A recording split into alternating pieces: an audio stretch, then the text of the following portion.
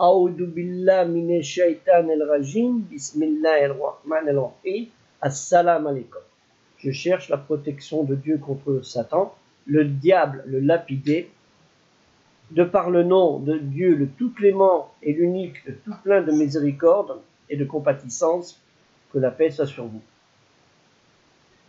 Le chef du gouvernement a demandé aux responsables des grandes associations et organisations musulmanes en France de faire une charte des valeurs républicaines. Pour qui? Avec qui elle sera faite? Ces décisions en huis clos sans concertation avec la première intéressée, la grande communauté musulmane dans son ensemble, ne sera pas appliquée. Faille-t-il que les musulmans et les musulmanes fassent sans cesse un mea culpa, par ma faute, des actes de contrition à tout moment, exprimer le repentir à chaque fois que des horreurs se font à l'encontre de citoyens non musulmans ou musulmans aussi, à cause de personnes qui revendiquent faussement au nom de la religion musulmane des initiatives de barbarie, soit actes odieux personnels ou commandités. Il ne faut pas oublier la réalité. Des cruautés que beaucoup d'innocents musulmans subissent depuis des décennies à travers le monde, et c'est pas près de finir.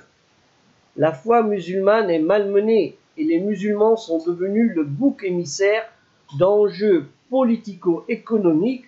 Ne vous voilez pas la face, vous aussi citoyens non musulmans. Les responsabilités viennent de tout le monde, particulièrement de ceux qui veulent, sans le dire, imposer à sa façon de vivre son idéologie qu'il pense la plus saine pour les autres.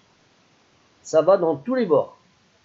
Les musulmans comme les non-musulmans à travers le monde ne sont pas en reste pour se donner à cœur joie des innovations dangereuses. Quels sont les remèdes, les solutions pour arrêter cet engrenage? Je n'ai ni les clés, ni les moyens, moi seul, d'y parvenir. Des organisations mondiales pour la paix, pour le bien-être des humains existent, et c'est toujours le même bazar.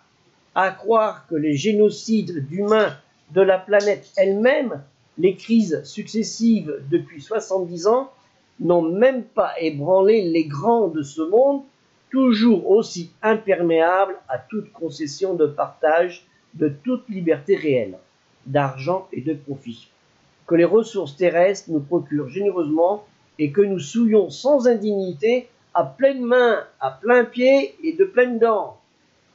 Même ce virus Covid-19 nous touche tous, toute la planète, elle nous sépare même, elle nous divise et nous envoie encore plus de peur. C'est vous dire que toute catastrophe nous indiffère et nous enfonce chacun dans son petit cocon personnel.